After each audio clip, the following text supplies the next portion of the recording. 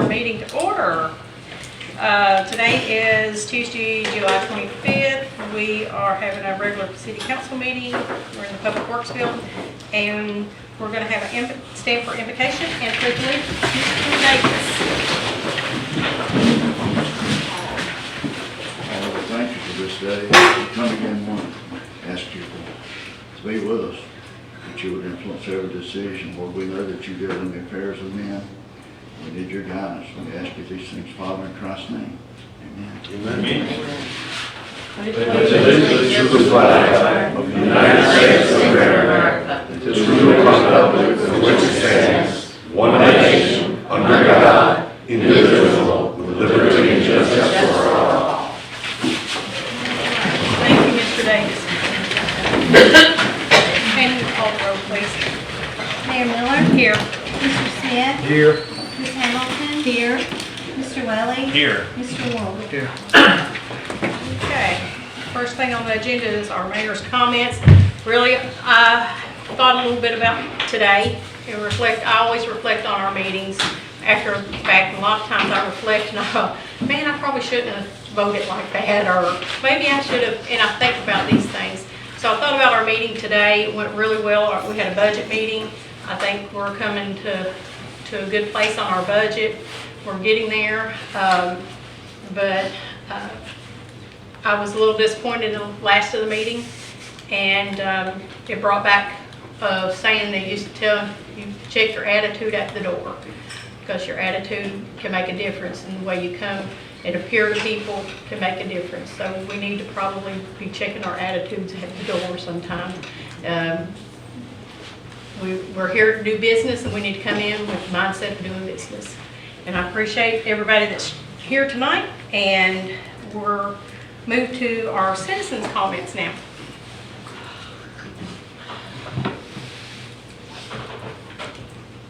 Yes, ma'am.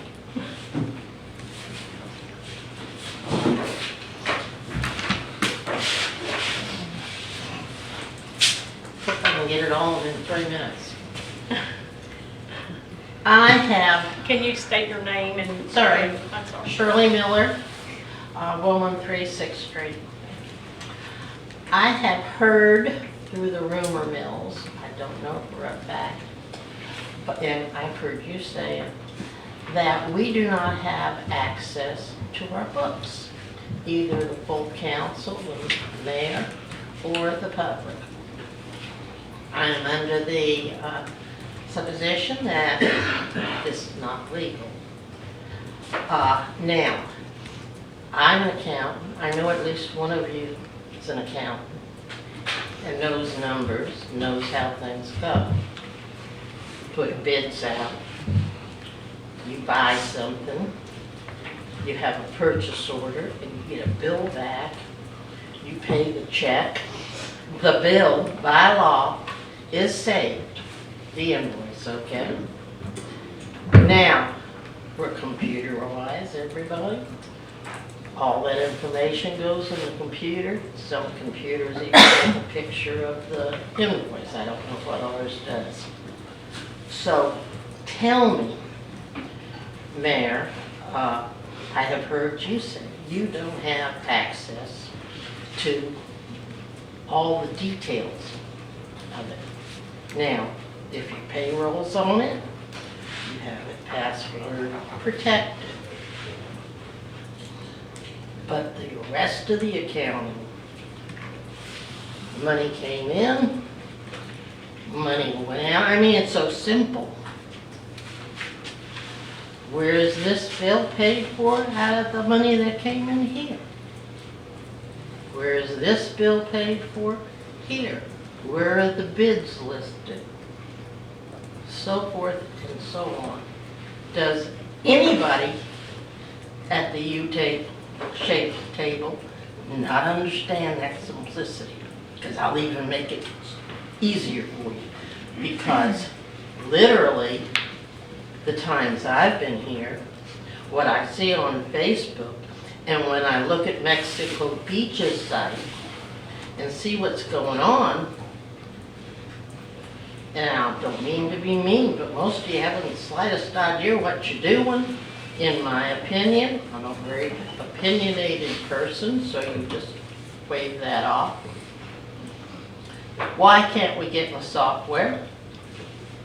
Why is it secret? Why can't we look now? When I was doing this, it was a drawer full of the paid invoices, maybe files of what different categories and such. Why can't the mayor or anybody else have access to this? And I could say a little bit more if I have a few more seconds. But it's simple. Who is stopping who? The computer software? Is it legible, understandable enough for somebody to read? You know? And if that's okay for me to answer, I know we don't normally answer citizens' comments, but I will let you know, we all have access now. How we access it, we do have password protection.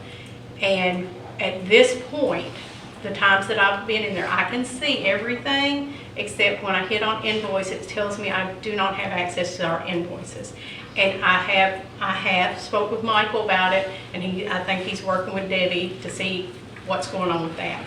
But it's on their side. I think the last I had heard, it looked like I should, or we all should, but at this point, so he's asked me to bring my computer in, and so we're working on it. Okay? I hope so. Because I want to see the invoices. All right. Yes, Thank sir. you. I would just say, if there's anyone from the public who has a specific question, come settle a meeting with me, and I'll show Yeah. any invoice y'all want to see, any single one. And public record, it is public record, so you can always do a public records request for any month. And this is one reason I hope we can move forward at some point to have transparency on our website too, where you just click and you can look at it at any time and it updates regularly. That's what I hope for. That's my goal, but we'll see how quickly we get there. Thank you. Thank you. Yeah, Ms. Miller, we've had complete access for a couple of months now. I mean, I don't know where. I'm behind you, if Tom. you're re- Okay, just so you know, it's been a couple of months now we've had access. Okay, any other citizens' comments? Okay, thank you. All right, we're going to move to our consent agenda.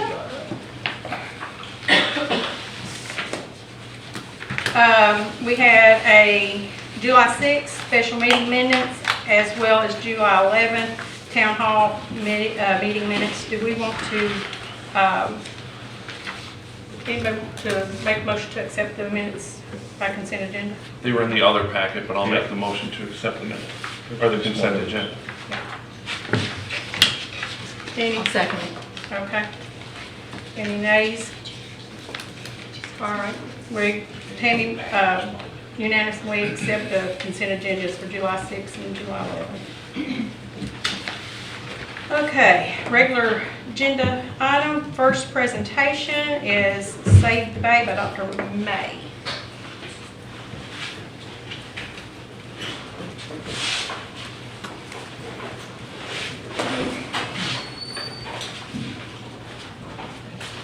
Hello, my name is Dusty May. I live in Port St. Joe, and I was born in Port St. Joe in 1962. So, how much time do I have? You got 3 minutes. 3 minutes. Okay. Have you hit his pocket? No, No. just kidding. You know I'm joking, right? No, No, you don't. You have more than 3 minutes. I got several versions of this. It's just a matter of how much time I have. Because the county is serious about it. Okay, You well, have I'm all gonna. the time you need. Well, I'm gonna keep it short. The reason I'm here today is to try to get the city of Mexico Beach to support our efforts to facilitate a study between Florida DEP and the U.S. Army Corps of Engineers, a study that involves the damage that is being caused by the Gulf Intercoastal Waterway to St. Joe Bay, Apalachicola Bay, St. Andrews Bay, and Lake Wimico. And the reason I think Mexico Beach needs to be involved is because it severely affects the clarity of your water when the river's flowing high and we get a lot of flow out of the canal. And it's also causing a tremendous amount of sedimentation down the beach all the way out to Bell Shoals. So it's not just a St. Joe Bay problem. It also involves Mexico Beach, and I think everybody here has seen that happen when the river gets high. You get a lot of muddy water coming down the beach. And so that's why I wanted y'all to get involved in this also. Not that you're not interested in St. Joe Bay and everything else too, but specifically locally, it has a lot of effect on your beach. I was born here, and all but the 8 years I was in school. I went 4 years at University of North Carolina at Chapel Hill. I have a degree in chemistry from there, and I got a doctorate of medical dentistry from the University of Florida. So I do, regardless of my accent, I do have a little bit of education to back me up here. And so, you know, and the other thing I have is I've spent 51 of the last 61 of my years here living in these environments, specifically St. Joe Bay, St. Joe Beach, which we had a beach house at St. Joe Beach my whole life up until the hurricane. You know, Apalachicola Bay, St. Joe Bay, so I still spend every free minute I have in these environments. I'm an avid waterfowl hunter. I spend a lot of time on Lake Wimico. I'm saying all this to give myself a little bit of credibility is what I've seen happen to our ecosystems over the past 50 years. And I've seen them degrade severely. And a lot of people don't realize this, and it's an interesting aside. My wife had a lot of our old videotapes digitalized when our kids were little, and we've got some pictures of us on St. Joe Beach 25 years ago, and we were looking at it. I just couldn't believe how clear the water was. And we just don't realize it, and those of us that are old enough and have been here long enough, it's hard to really appreciate the slow degradation of visibility that takes place because of the sedimentation year after year. And it's like, when I saw that on video, it was like, you know, that was just another reinforcing thing. It was like, we don't see it because it's just a little bit every year, but it's gotten a lot worse in my 50 years on this planet. Some of you guys have seen it longer than that. So we know now through data. So we went to Northwest Florida Water Management District 4 years ago. We began to encourage them to try to do something to figure out about what was going on the canal.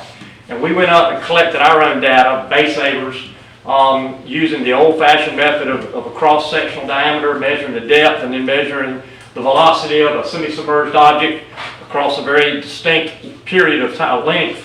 And we came up with some pretty amazing data. We went to some people at Northwest Florida. They didn't believe it, but we did finally convince them to place some flow meters in the canal. It took a while to get them calibrated by the United States Geological Survey, but they ultimately got them calibrated. And so we have 2 years of data now from these meters, and our net data, and these are net numbers, between 650 and 750 billion gallons of water and the sediment that's in it are being diverted away from Apalachicola Bay, where it nourishes the oysters, and they're being deposited or harmfully discharged into St. Joe Bay and St. Andrew Bay. If you're interested, you can look at our website, baysaversfl.org. We got a really good website. Or I'm gonna give some handouts. Or you can read the article I wrote in the Mexico Beach Artificial Reef Association. Mitch had me write a little article in there, and I put it in the magazine. So you guys probably read that. It's in there, right next to my dental office ad. But anyway, big supporter of those guys, and always have been. But the data's hard. We now know the current flow data of that Gulf Intercoastal Waterway is significant. And I think significant is an understatement, but that's what we have to say to the state of Florida, because they're like, don't believe it still. I just got back from a meeting yesterday. We hired a consultant who has basically got us a face-to-face meeting with Secretary Sean Hamilton, who is the head of Florida DEP. I spent yesterday about an hour speaking to them. The Secretary is very receptive to what we had to say. His staff is still pretending like there's not a problem. So, very frustrating trying to get the state of Florida to step up to the plate. On the other hand, we also have hired some people through a very set of fortuitous circumstances. The gentlemen that moved down here to Windmark, who are connected in Washington, D.C., we have a lobbying firm called Dawson & Associates who do every bit of work that needs to be done when it comes to U.S. Army Corps of Engineers water projects. And these guys are very, very high on the food chain, and they're on our team. The Corps of Engineers is ready to do this. So The Gulf Intercoastal Waterway is a unique system. It is in the state of Florida, but it is a federally managed navigable waterway. And the only entity that has jurisdiction to do any kind of change on that waterway is the Army Corps of Engineers. So if somebody came down here and said, here's $100 million, fix the problem, we couldn't do it because we don't have, we being Mexico Beach, St. Joe, the state of Florida, or whoever, we don't have authority. The only person that has authority to operate inside that entity is the Corps of Engineers. For the Corps of Engineers to be involved in any kind of project like this, they have to go through what's called a feasibility study. That feasibility study can only cost $3 million, and it can only take 3 years. The cost of that feasibility study is split between the federal government and the non-federal sponsor. Right now, Bay Savers is the non-federal sponsor. We don't have $1.5 million, nor do we have the political clout to get this done. The state of Florida has to step up and be the non-federal sponsor. That is what we're trying to do right now. We've got the Corps of Engineers over here. They've already spent money, time, and energy. They've got the project almost ready to go, and we cannot get the state of Florida to commit to be this non-federal sponsor. It requires $500,000 a year, spread over 3 years, and basically for that you get to bring the federal government in with all of their resources, do a co-study with them, so the state still gets to mandate or kind of have input for 50% of what the study is, so it's not like working with the FBI where you got to turn over the investigation to them. It is a joint effort. They come up with what the scope of the study is.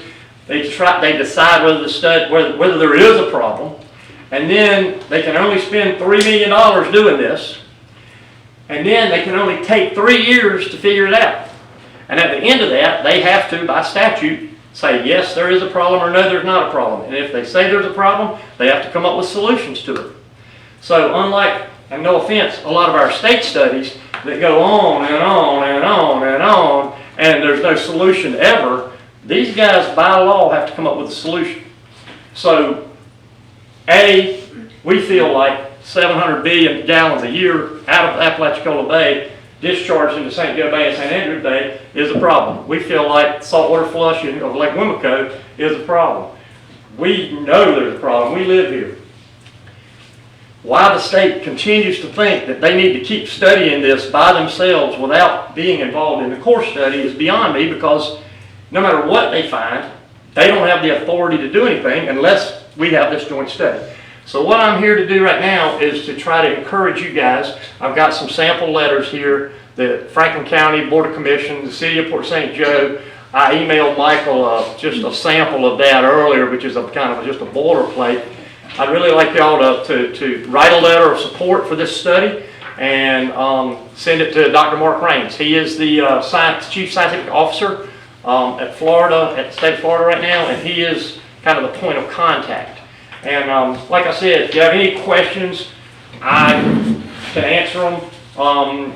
If you're interested, look at the website, and also on the website, if you want to write a letter, there's a link right there on the home page where you can download the boilerplate, or you can write whatever letter you want to him. It doesn't matter to me, but his email address is on there. He seems to think that there's not a lot of public support for this, so we're kind of took that as an invitation to overload his email box. So, so help yourself. Any questions? How does this go along with several years ago you were talking about improving on the canal, on the intercoastal? So what we got to do, we got to get a study. And that's the way you get the Corps involved. That's the only way the Corps of Engineers will. The price of admission to get the Corps of Engineers to come look at this is they've got to do what they call a feasibility study. That is just a basic, for a project of this magnitude, that's the law by their rules. They are very flexible though, and they are working with us in all kinds of different ways. The Corps of Engineers has a lot of different departments. This department we're working with is called the Department of Environmental Restoration or Environmental Resiliency. These are the guys that wear the white hats in the Corps of Engineers. They're the good guys. These are the guys that want to make the world better for everybody. And so it's hard to get the state of Florida. I think there's some bad blood through the old Apalachicola River Water Wars that went on for a while. And so it's, I feel like a divorce lawyer sometimes trying to get these two sides to come together and actually talk to each other. But anyway, that's the same thing it's the same thing we've been working on for the last 5 years, which is trying to control the flow of water in the Gulf Intercoastal Waterway. And control means control. I mean, if there's a time when it needs to be open to let the mullet through or whatever, we can do that. If there's a time to keep it closed, we can keep it closed. But we'll have control of it. Historically, we know that since the last ice age, their watershed of St. Andrew Bay and St. Joe Bay, and this is also another slide, if you can bring it up, I don't know, I think it's slide number 6, of one more back, one more back, try it again, one more back again, there.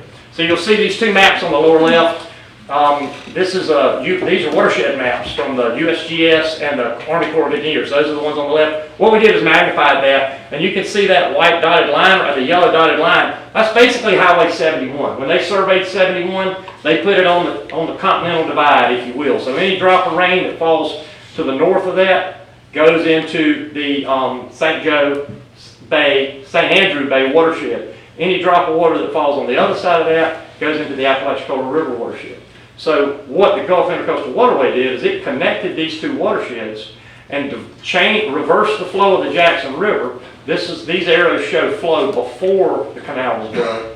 And if you go to the next slide, you'll see flow now. This is flow after the canal was dug, and we have hard data showing that. So not only do we have current flow, which we know is 600 to 700 billion gallons a year, we have historical flow, which we know was 0. And so I think that most environmental scientists would agree that if you have the ability to restore the hydrology of two different watersheds to the way they were since the last ice age, with basically 0 collateral damage, we're not flooding anybody's farms, we're not flooding anybody's neighborhoods, that's a pretty admirable goal in its own right. Yet we have the state of Florida over here still wanting to quantify, we need 5 more years to study what would happen if there was a drought. And I mean, it's just asinine, you know. And so whatever y'all can do to help us get the state of Florida to step up to the plate and say, hey, it's time for the DEP. The budget for DEP this year was $4 billion. $4 billion.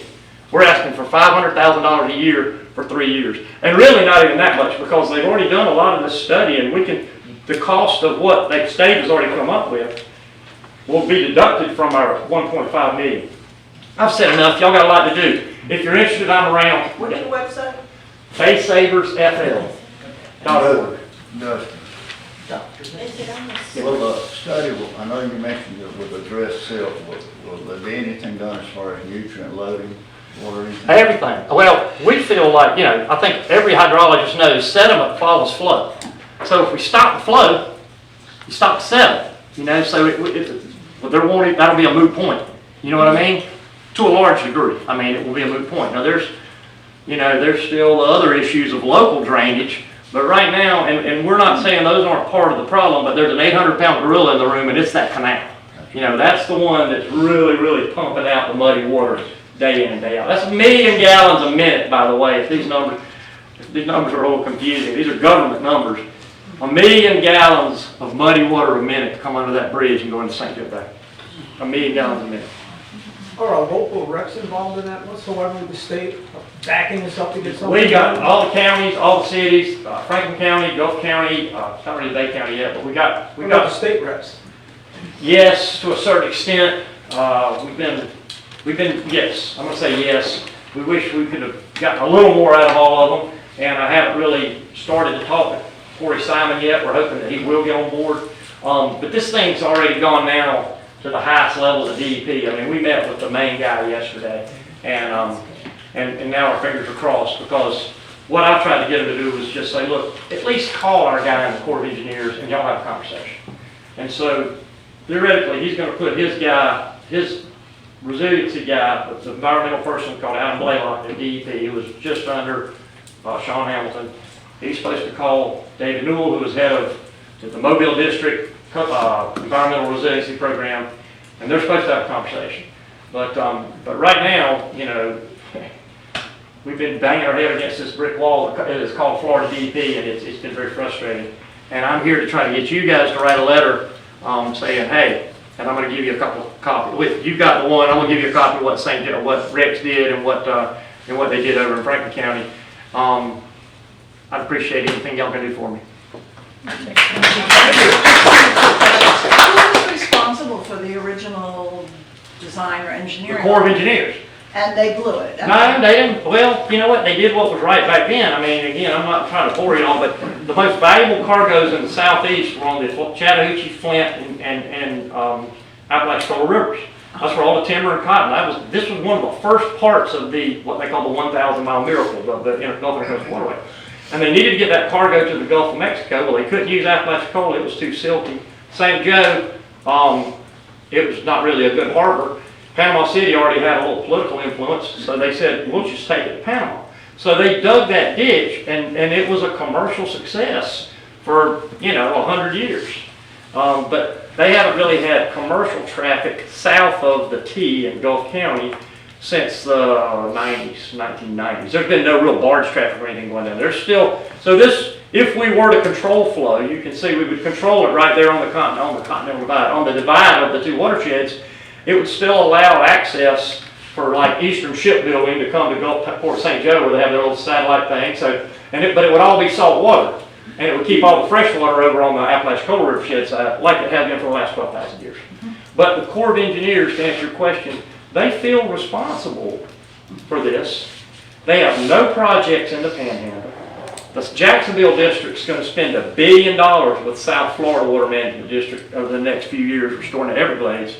And they got zero on the books for us. So they feel a little bit of pressure about, hey, we need to probably do something for these guys. So, A, they like the project, the Corps does. It checks all their boxes. It's regional in scope. It involves 3 counties.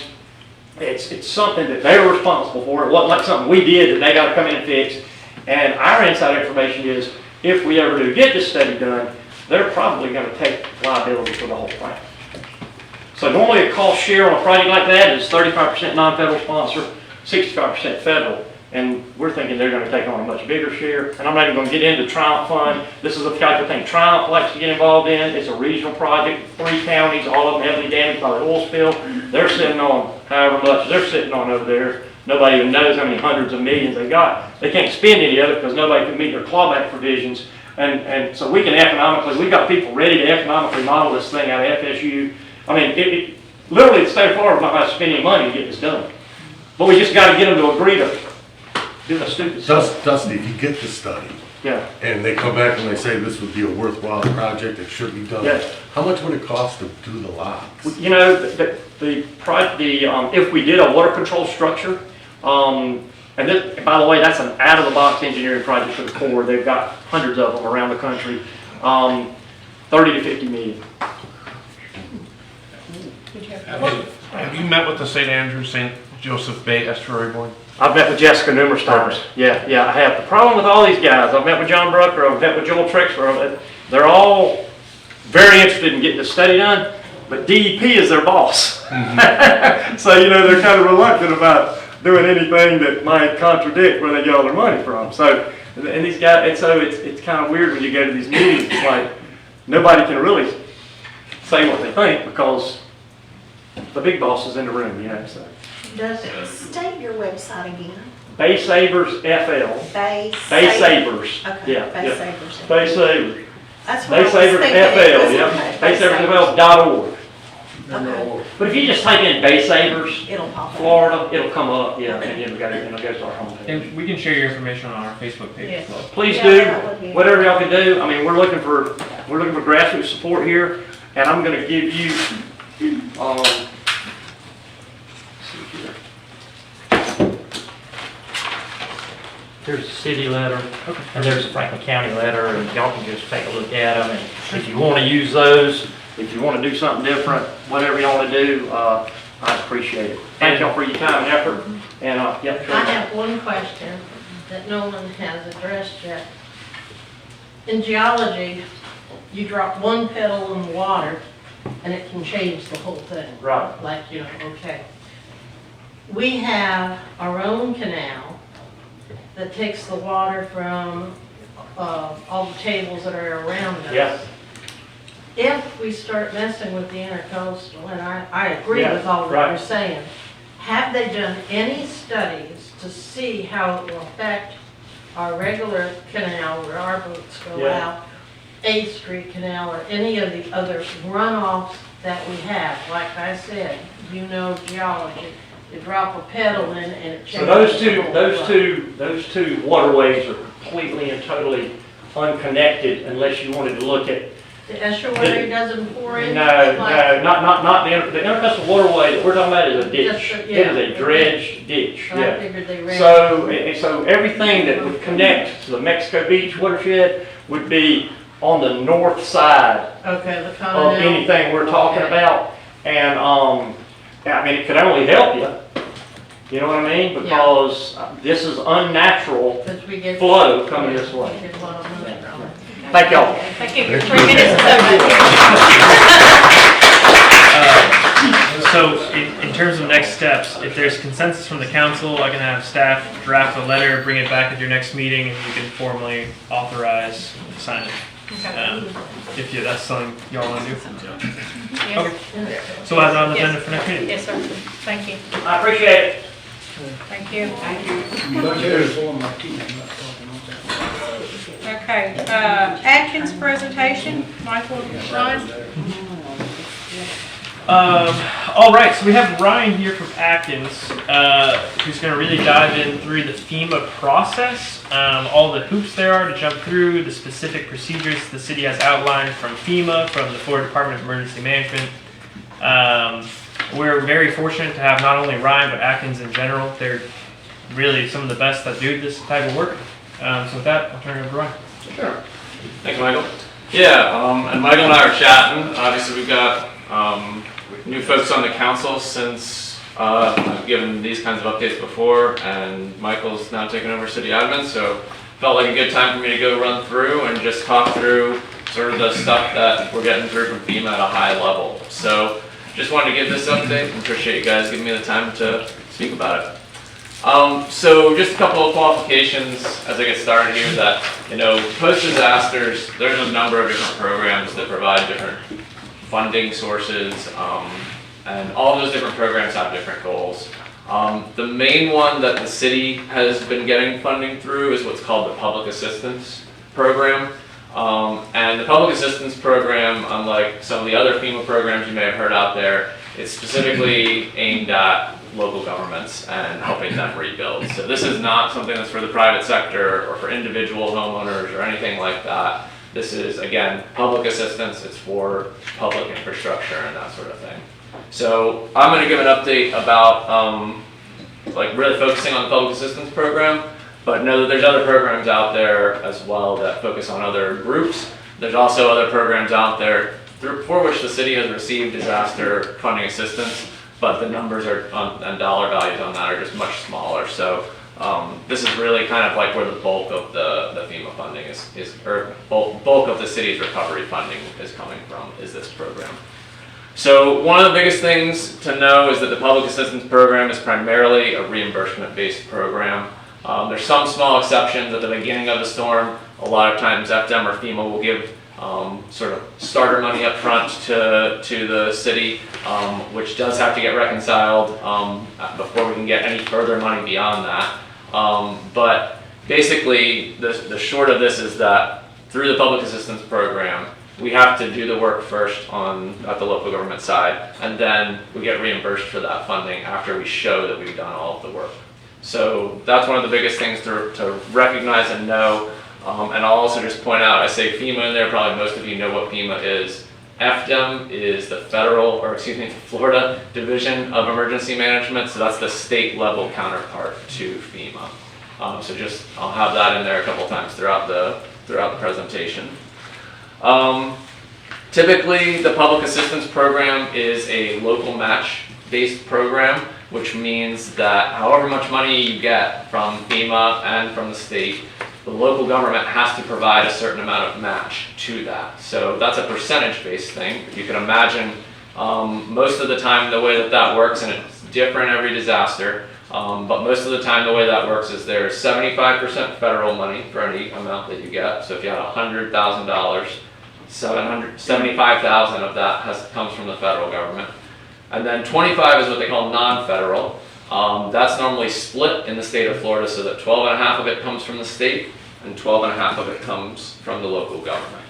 Now that's important because almost every disaster program or grant program from any state or federal agency has a local match. And it's because those agencies want local governments to have some skin in the game. They don't want to just say, here's a bunch of money, go do whatever you want with it. They want you to be tied to that money and have a little bit that you're putting into it as well, so that you'll manage it well and try to do what you can to,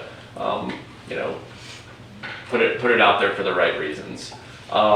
So that's important to note because part of what we have done through this, through the public assistance program and all our work here, is that we are actually submitted an application to the state to cover that local match.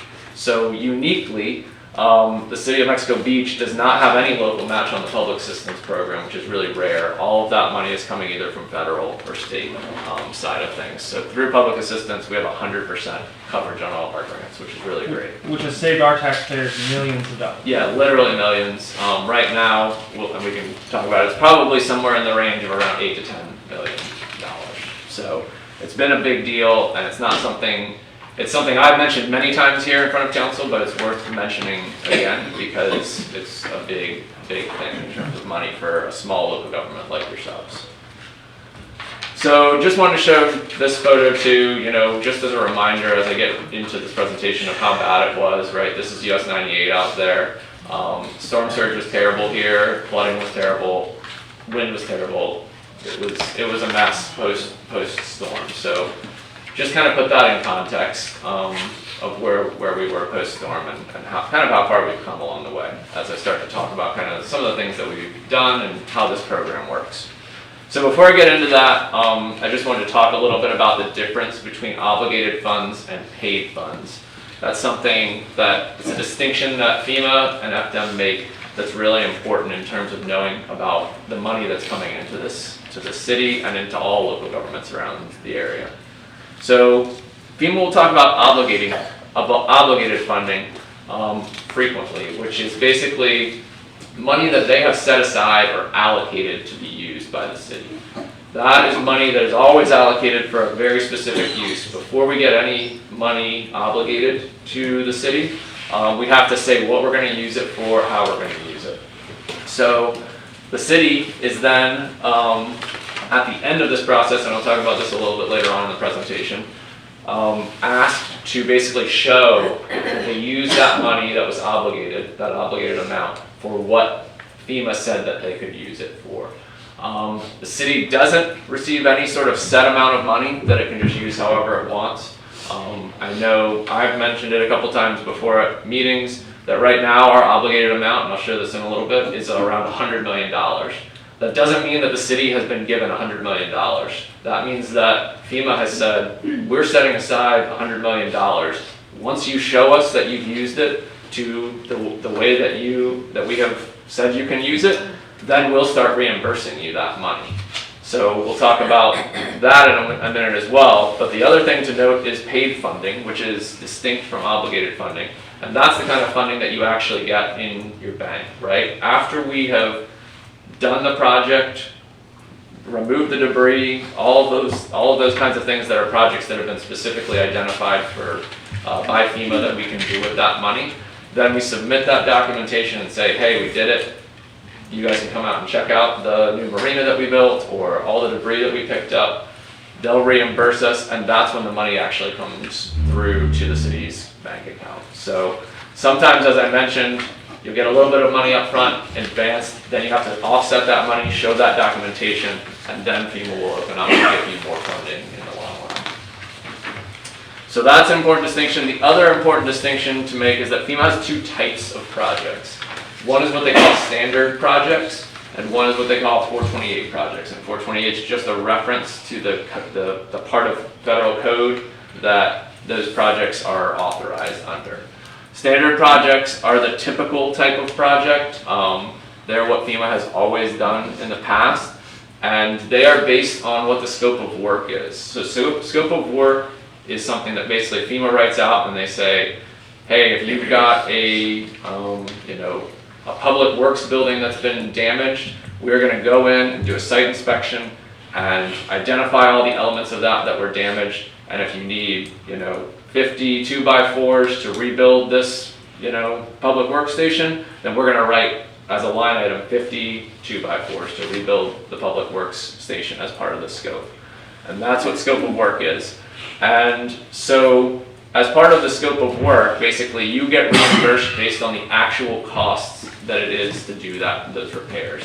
So you can imagine that, some of the work that you're going to be doing, especially the permanent work projects, may get obligated early on in the storm, and then you may be several years later, and FEMA will have provided an estimate for how much they think it's going to cost to do those repairs, obligate that amount, but then as you go to bid it out, maybe inflation's gone crazy as it has in the last couple of years. Now it costs more to actually do that work. Presumably, or I wouldn't say presumably, I guess I would say presumably, as long as you still meet all the eligibility requirements and follow the scope of work, FEMA will reimburse you based on the actual costs of that. So the key thing in that is that we have to follow the scope of work exactly. We can't go and do something different with this money that FEMA has allocated. An example that I've got here, right, is let's say we've got 100 feet of sewer line that's been replaced. If FEMA may estimate that that's going to cost $1,000 to repair when they obligate the project, but by the time you implement it, it may cost $1,500. If it does cost $1,500, FEMA will reimburse you $1,500. But if it costs only $800, FEMA will reimburse you $800. That's how it works, because they're obligating these projects based on the actual damages to the city and to the infrastructure within the city. So that's in a standard lane project, and that's the majority of projects that are out there. There's also 428 projects. Those are different because those are based on cost, and there's some flexibility within the scope of work on a 428 project, though not infinite. You can't take 428 money and go do something completely different. The idea here is, and I'll use a short example, is if you had a public works building again, and that public works building, had 15 windows in it, and you go to design it, and now you're saying, we actually need 20 windows in this public works building for whatever reason. You can do that, but you can't take that money and now go, build a water slide down the way. You have to use it to still rebuild the public works building, but you can rebuild that public works building in a different way than it was constructed initially. So that's one advantage of 428 projects, and the city has some 428 projects out there that it has done. Another advantage of the 428 projects is that across all of the 428 projects that you have in a disaster, you can share funding between those. So if one of them, ends up because you want to do something a little bit different, it ends up costing $100,000 more because you put 20 windows in that building. You can use money from another project where maybe, to keep it simple, you had another building where you said, well, this building only had 15 windows, but now it only needs 10. So it's going to cost us less to do that. We can take some of the funding from one of those 428 projects and move it over to one of the other 428 projects. But again, you have to keep it within those 428 projects that have been allocated. You can't make up something completely new that FEMA hasn't obligated. And when we make those changes, we also have to go back to FEMA and submit an amendment request and say, hey, we want to do something different. And with a 428 project, they'll say, that's fine, you can do that different thing. With a standard lane project, they wouldn't do that. They would say, you have to follow the scope of work that we wrote out. Good luck out there. So an example that we have is, on the Canal Parkway Bridge project, we had a cost underrun. And so because we did that project very early on before inflation woes really hit us, and it cost us less than we thought it was going to cost us and that FEMA obligated. So we had extra funds there, which we can now use on the sidewalks project, which is a very small overrun, maybe I think $8,000 or $9,000 or something like that. But it ended up just costing a little bit more to do that project than anticipated. So we shift those funds across those 428 projects. If there is no other 428 project, the money goes back. It never comes here, correct? Correct. If there's not money to shift around with it, then basically, you have to have something specific that you're using it for within your projects, correct? Yes. So those are kind of, again, sort of terminology type things that are important to be aware of when you're thinking about the funding that's coming through. So now I'll just give you a high-level breakdown of the funds. I already mentioned this number once, but our obligated amount is right around $100 million right now. So again, that's the money that FEMA set aside. That doesn't mean we have $100 million in the city's bank account at this moment or ever did at any time. It just means that enough projects have been obligated through that FEMA has said, we think you're going to be around $100 million set aside. Based on things we submitted, not a guess. Yes. Not a pre-open checkbook. Yep. A submittal amount of $100 million per project. Correct. And it's notable, again, if you think about standard lane projects, that this number is going to be subject to some fluctuation, right? Because if some projects cost us a little bit more than we anticipated, because things cost more now than they did 5 years ago, then that number might go up a little bit. But there's also cases, like I already mentioned, where things cost a little bit less, so things could go down a little bit on other projects. And overall, what I have tended to find in my 15 years of experience doing this is that normally over the course of a disaster, this tends to even out across all of the projects. So this is a pretty accurate number, but if I came in here 10 years from now and you said it was going to be exactly $100 million, I'd say yes, but remember my disclaimer that it also is something that can fluctuate. It might have gone down by $1 million or it might have gone up by $1 million. That's just something that happens as these funds come through and the projects actually get implemented and they get reimbursed based on the actual costs for the majority of them. So far, of that $100 million that has been obligated and allocated, the city's been paid right around $92 million. So this is money that basically FDEM, Florida Division of Emergency Management, has validated and audited that we did this work. I'll talk about in a minute that there's a whole other process that it still has to go through FEMA review. This is just the state who is holding the money right now, pushing this out and saying, we have validated this, we think you've done all the work, done this $92 million of work. But it still has another stage to go through. But it's a pretty good indicator that we're doing well and that we have gotten money through up to the $92 million mark, which is an easy calculation to show that 92% of the work that has been obligated, we've done and gotten validated by the state. The state of Florida has validated $92 million. Yeah, that's correct. So, you might be asking too, in that number, right? Where's this $8 million delta coming from? The difference between what's been allocated and what's been paid. And basically, the answer is that there's projects that are still underway, right? And there's two, when I say underway, I want to clarify what that means. There's projects that haven't been started yet, right? So there's projects where FEMA has allocated some funding to it, and the city has not implemented those projects yet. That doesn't mean that there's any loss of money to the city. In fact, it means that they're completely neutral at this point because they haven't paid any money out to contractors or anybody to do the work yet, and the project just hasn't happened yet, and so we wouldn't have been reimbursed for it yet. The money's not even here yet. Money was never here, and we haven't gotten it back yet because we never paid it out to do the work. So FDEM and FEMA aren't going to pay a reimbursement out to us. It's just not going to happen until we actually implement it. So that's part of the differential there. The other part is that we have some projects that are in process that we submit invoices, checks, that sort of thing, all the documentation that the FDEM requires before they'll make a reimbursement payment, and it takes them a while to go through it. They have to review all these backup documentations before paying a reimbursement, and that can take weeks or months before it actually gets back into the city system. And if you could imagine that the level of documentation is when you're picking up debris, as an example, you have to have somebody who picks it up, a contractor who picks it up, and for every 50 or so cubic yards, I'm making these numbers up a little bit, but it's in that range, they have to have a different ticket to go along with that debris to show that they picked it up. They have to take it to a debris management site where they have to get another ticket, and then they take it to a disposal site at the end of the day where they get another ticket. There's trucks that do that. All those trucks have to be certified.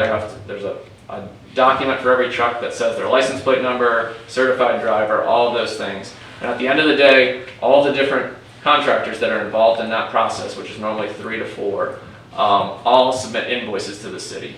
So normally by the end of a disaster where in this case, the city had over 1 million, I don't even know the exact number, but it was over 1 million cubic yards of debris. There are tens of thousands of tickets that somebody at FDEM has to go through and validate and say, all right, did the load ticket match up to the haul ticket, to the dump ticket, to the truck certification, to the invoice? Don't forget the monitors.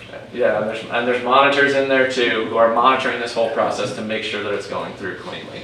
So Ryan, the 92 million Yeah. is not only projects, it's debris. Exactly, and I'll talk about that in just a second, like how that all breaks down. But if you definitely have a question. You're good. It's Real coming. quick, I so just looked at It's it. coming. Yes, it's coming. And like debris removal counts as its own project. Yeah, it's a project. It's just not an infrastructure. And I see that number's coming, so I'm Very very much. looking ahead. So, at any rate, if you can imagine, that's all just in Mexico Beach that we have submitted tens of thousands of tickets and items for somebody to validate. It's in some ways it's surprising that it only takes weeks or months or even just a couple of years to get through all of this documentation. When you think about that the state is also validating all of this same documentation for all the other communities that were impacted by Hurricane Michael, some of which are much bigger and have larger amounts of debris, and for all the other disasters that are hitting left and right in the state as well. So just keep that kind of in mind, that it's actually, again, pretty amazing that we've actually gotten through 92 million in validation from the state side over this time. That's just another photo just showing, again, how much debris and stuff was out there. Michael, you want to jump in? Yeah, I asked Ryan to put this image in here, not for those of you who lived it, because I'm sure you all remember it well, but for the folks who have moved in or people who are just watching our meetings now, to remind them and show them this city was gone. The amount of debris, the amount of roads, the amount of underground infrastructure that had to be rebuilt, which cost tens of millions of dollars in the immediate aftermath. I mean, that picture alone says it all, I think. Yeah, it was pretty devastating. And so now to Richard's point, I want to just kind of get into a breakdown of the different project types. FEMA has different categories that they call like Category A, Category B, Category C, Category G, that are basically the different types of work that are out there. So there's different categories, but then at a very, very high level, we have two kinds of work that they classify. One is emergency work and one is permanent work. And emergency work is stuff that I think of as kind of like temporary. You're not like rebuilding, part of your infrastructure. It's not building sewer lines. It's things like debris pickup and haul out, police and fire safety activities, because you have to pay those folks overtime. Going out and doing building inspections on the damaged homes, building an emergency berm, doing dredging, those kinds of things that you don't see an actual physical product necessarily, but are really important, obviously, to the debris effort, as Michael pointed out, that you've got debris everywhere. You got to get the stuff cleaned up before you can actually start the rebuild process. So as you can see here, I broke it down again through sort of a high level, just so folks could understand. Like we've got our Cat A work, which is technically debris pickup, but dredging falls under that as well, so I broke that out separately. But when we were picking up just debris in right-of-way and in basically on the land-based portions of the city, that was about $49 million of debris that we were picking up. When we think about dredging out of the canal, ultimately we had about $19 million of dredging from stuff from not only washing machines, refrigerators, boats, and stuff like that we had to get out, but all of the silt that got pushed in, silt and sand that got pushed into the canal system post-storm. We had to get that out of there. I'm sure many of you remember that was early in my tenure, just trying to get the second phase of the dredging project obligated, which we eventually did and completed maybe about a year ago now.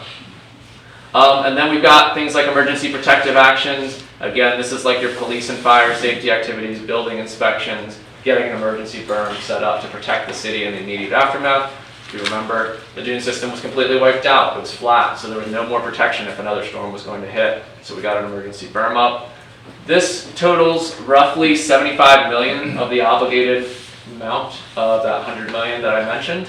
So it's a big chunk of it, is just getting things getting things cleared out of the way and taking actions to try to give the city a chance to kind of rebuild. So of the 100 million we keep hearing about, 75 of it was spent probably in the first 60 days. I wouldn't say for 60 days. 90. I would say it's probably more like the first 6 months is probably what I would say. And The 17 spree activities were going on for almost a year post-storm. And 17 million in projects. 17 million, where are you getting that, sorry? That's, well, 90, you said we're at 92. Oh, so again, this is the obligated amount, 75 obligated. And then, Next slide. I can show you. Why do you keep looking at it? Stop cheating. I was gonna look at for you. You really ruined my. No, so I can jump to the next slide here and talk about the permanent work, which is basically infrastructure projects, right? So there's a lot more categories for that, but this is anything that you could think of. Again, I think of it basically, I use the word infrastructure a lot when I say permanent work, but some of these things you may or may not consider infrastructure. I kind of consider it all infrastructure. But you've got things like roads, culverts, stormwater system, waterway systems, buildings, water, sewer, utility lines, your parks and rec, and your grant management. So right now we've got 25 million, as you can see at the bottom, and I'll jump back up here in just a second. But that's how much we've got obligated for permanent work projects so far. Right now we've got a big chunk of that's going into roads, culverts, and stormwater system. As you can imagine, that got pretty damaged. We saw the photo, of course, of 98 and all. That actually didn't fall under our purview because that's a federal road. But all of the other roads within the city that are city-owned fall within that. We had about $1 million in buildings so far, about $6 million in water, sewer, and utility systems. Another $6 million in parks and recreational. That includes things like the marina down here and pavilions. And then we've got grant management, which is basically helping the city to get this funding through and to manage the whole disaster. Yes, and a big chunk of that goes our direction to try to help manage this. So far, that's where we are at, right? And I say that, underline and bold it, because we're not finished obligating funds yet. We still have additional projects that have not been obligated that don't fall within that 100 million. So I'll pause right there because I didn't know if you had any questions on that. Anybody after we talk about those? Oh. Go ahead. How can buildings only be $1 million? So a lot of things, and it's a good question, a lot of things you might imagine can fall kind of under multiple different categories, and sometimes the way that FEMA categorizes them is they have to pick one. They can't say, hey, we've got a category C and D project. Okay.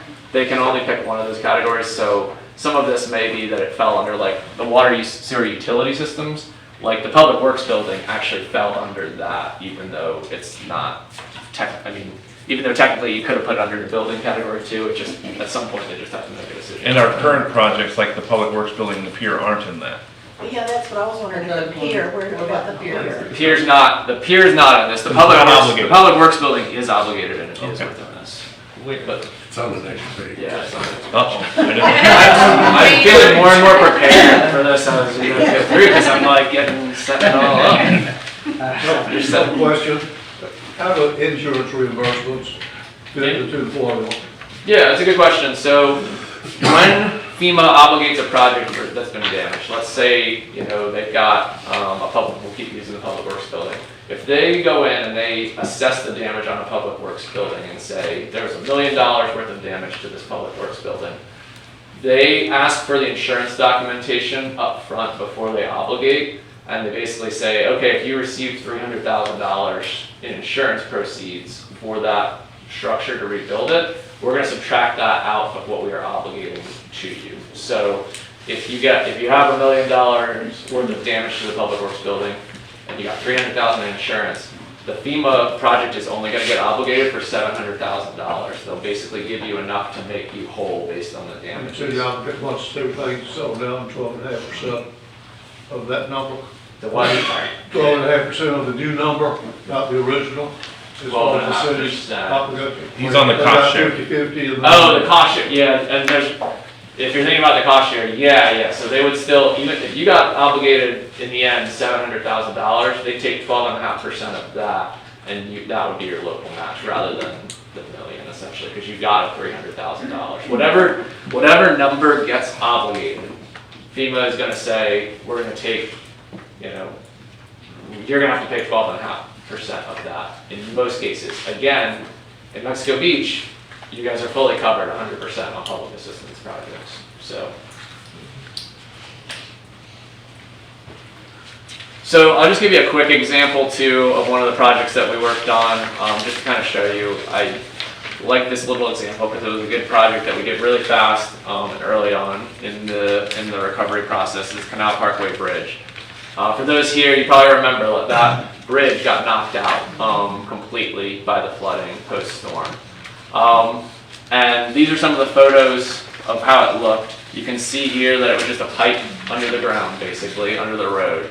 And everything was wiped out. You couldn't get on either side of the road. And obviously all this debris and stuff was in the canal as a result. And today, this is some photos I took maybe a year or so ago. We've got a much better structure in place. And part of that was through the 428 program. This was a 428 project where, again, we're allowed to rebuild in a little bit different way. We still have to do the project, but we can rebuild a little bit differently. And we did things like created a hardened permanent structure. We increased the capacity of this structure to allow greater flow through it. And we protected the utility lines that were over it through some armoring as well. So just kind of a cool project that is making the city a little bit more resilient than it was in the past, and that's how we leverage things like the 428 program and 406 mitigation, which basically is a program that's aimed at trying to make infrastructure, when you rebuild it, more resilient going forward. So that was a pretty cool project that I'm always really proud of that the city did to try to make things better than they were before the storm. So now we'll jump into those unobligated projects that we mentioned already. So notably, we've gotten, I think the number is 47, it might be 48 projects obligated, and we're working through, again, we've got 92 million paid out. We're still working through getting some of those implemented. But those other projects up to this point that I've been talking about are that 100 million that have been obligated. But we also have funds that have not been obligated for projects that FEMA has basically said, we agree that there was damage to these structures, but we haven't agreed yet to the scope of work of how you're going to rebuild those structures. So the jetties, police fire, and the pier are all projects that are unobligated, and these amounts that I have put up here are estimated amounts, which are, again, strictly estimated because we have not gotten them obligated yet. We don't know where it's going to end up, but those are our guesses for how much we are going to get for those projects, somewhere in those ranges ultimately. And you can see that this would add basically roughly, again, guessing here a little bit, but roughly another $15 million to our $100 million total. So right now, this is just Ryan kind of estimating based on what he thinks may happen. But my guesses will be in the $115 million range. Could be a little bit more, could be a little bit less. But that's where I'm guessing we're going to end up with in terms of obligated projects.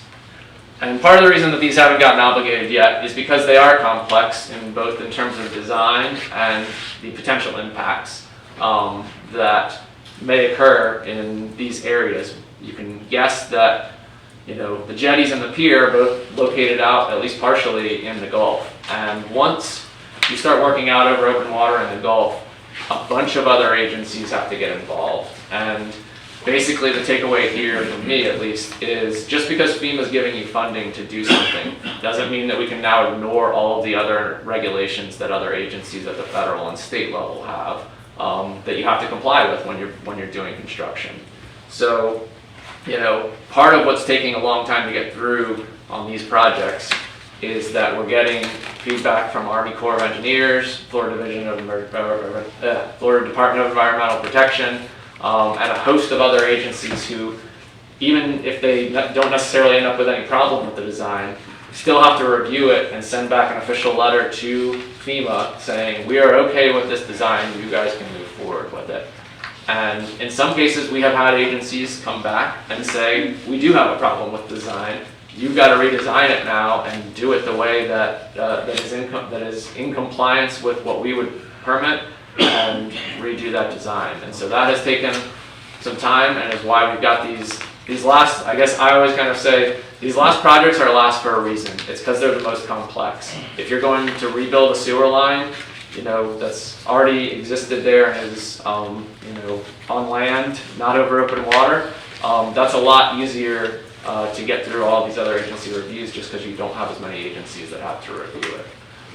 So that's just kind of looking forward to what we're expecting down the road is, again, another roughly $15 million in obligated projects, which again, we haven't received any of that $15 million. It's all theoretical at this point.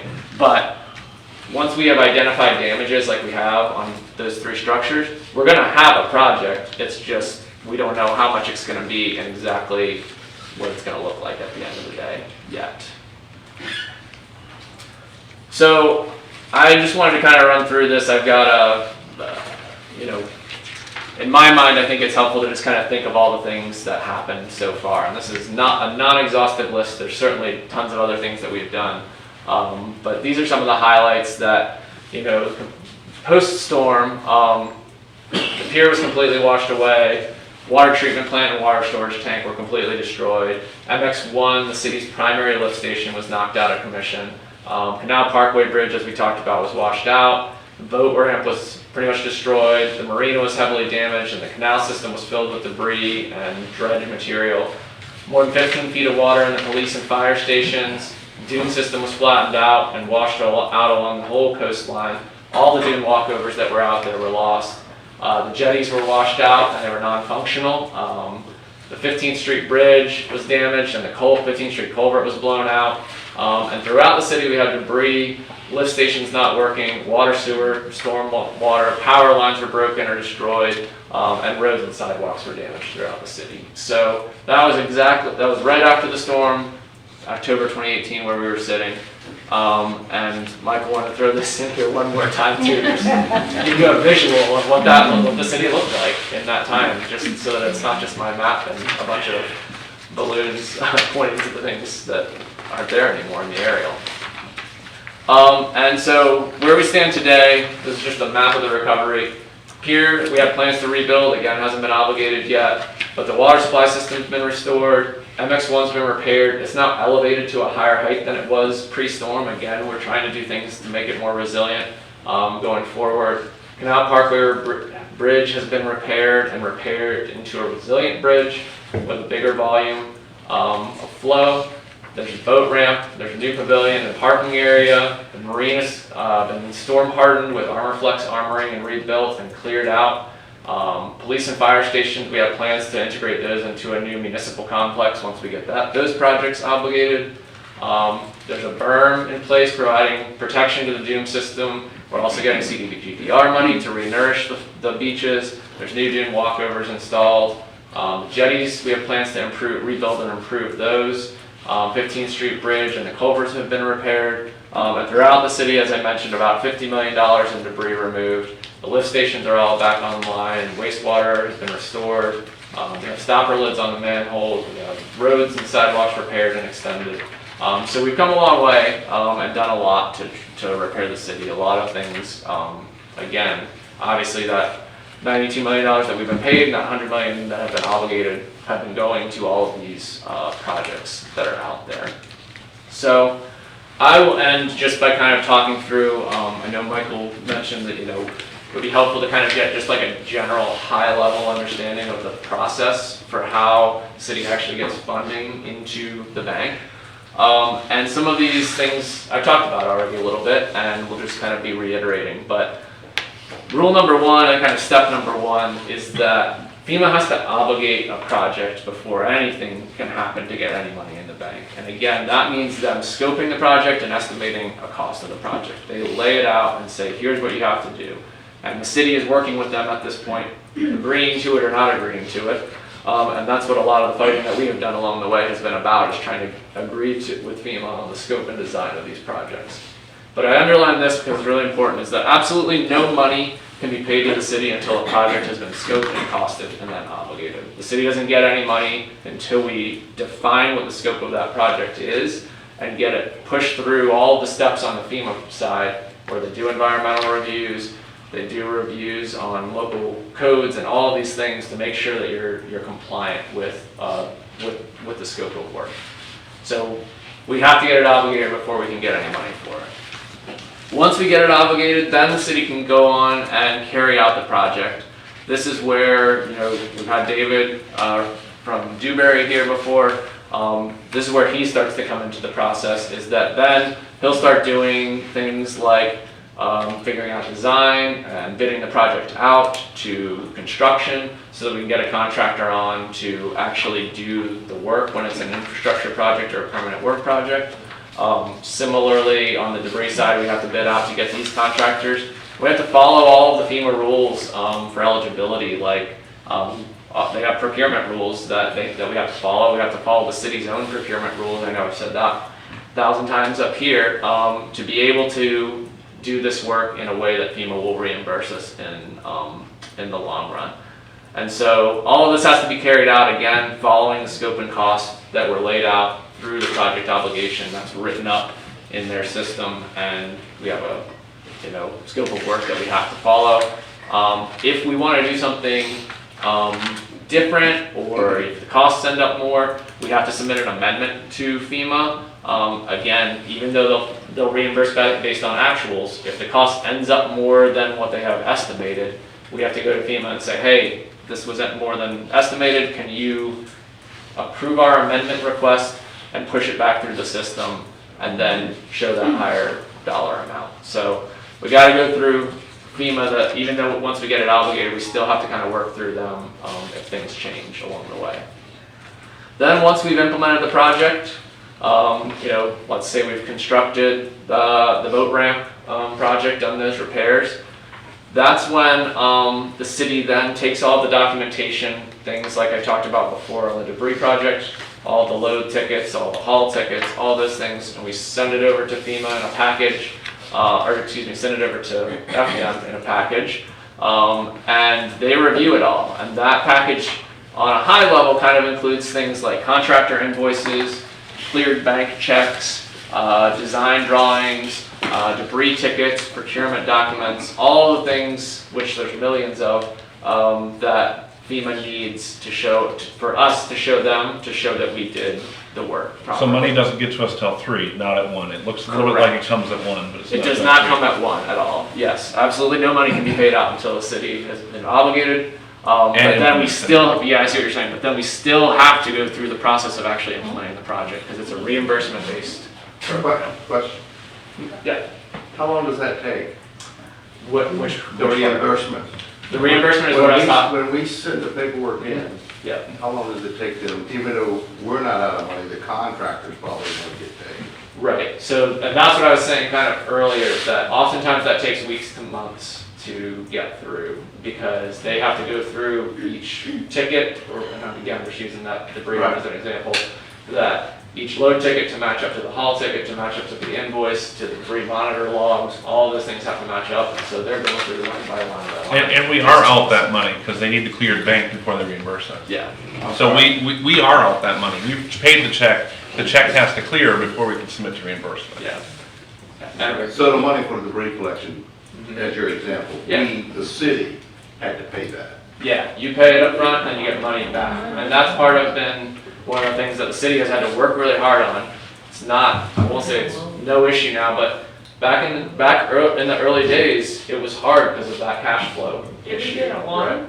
Huh? We didn't have $50 million, did we get a loan? No, but you didn't get $50 million of work done at one time. The governor fronted some money early on. Yeah, that's what I was saying earlier, that you got some money up front to seed money, if you will, to get that work going. Emergency. And then the work takes place over the course of years, and sometimes you're paying this contractor, then you get a reimbursement for that, so you're even there, but then you pay the next contractor, you get a reimbursement, you're even there, so it goes So along.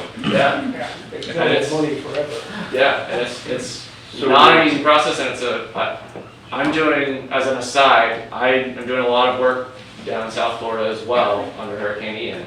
And those communities are running into the exact same problem right now because they are less than a year out, and right in that 1 year mark is where you start really having challenges with your cash flow issues. And luckily now, Mexico Beach is pretty well past it. Again, I don't want to say that there's no issues with having to, you want your reimbursement as fast as possible, of course.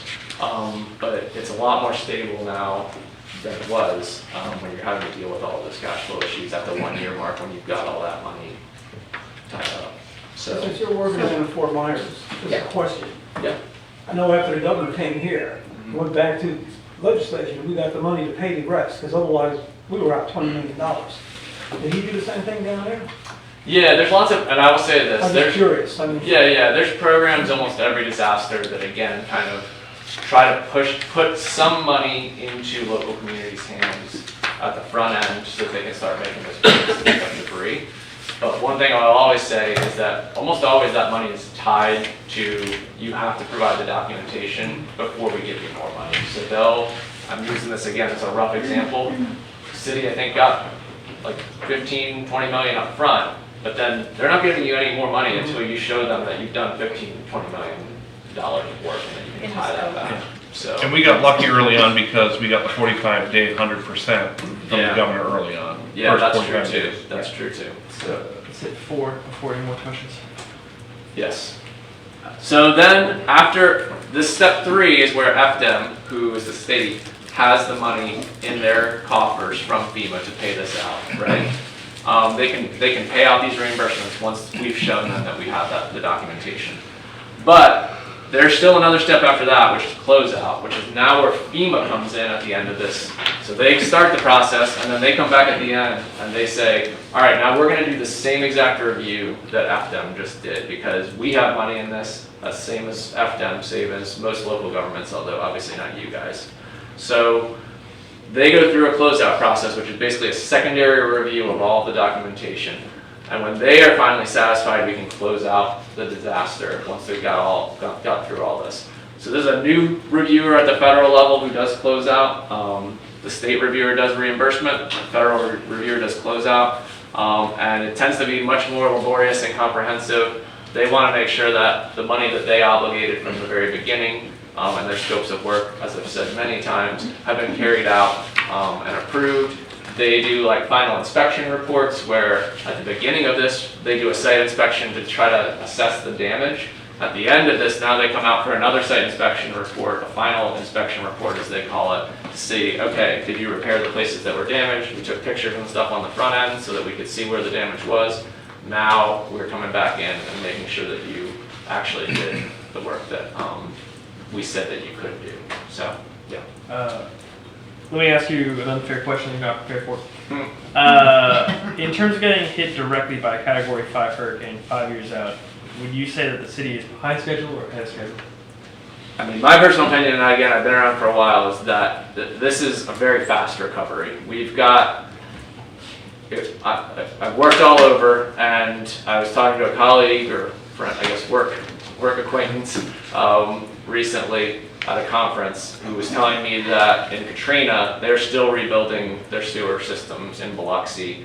They're still rebuilding, a lot of the infrastructure in New Orleans. Obviously, it was a much smaller city, much smaller scale, but I remember Katrina, and it was in 2005, so it was 18 years ago, and they are still working through the public assistance funds in those places. So I think we're moving fast. I'm biased because I work on this, but I mean, when you look at the numbers of how much money we've been paid out on the amount that we've been obligated, it's saying we're 92% there, and even if you account for the extra 15 million that I'm estimating, that's 80% of the way there, and that is really fast for a Cat 5 hurricane.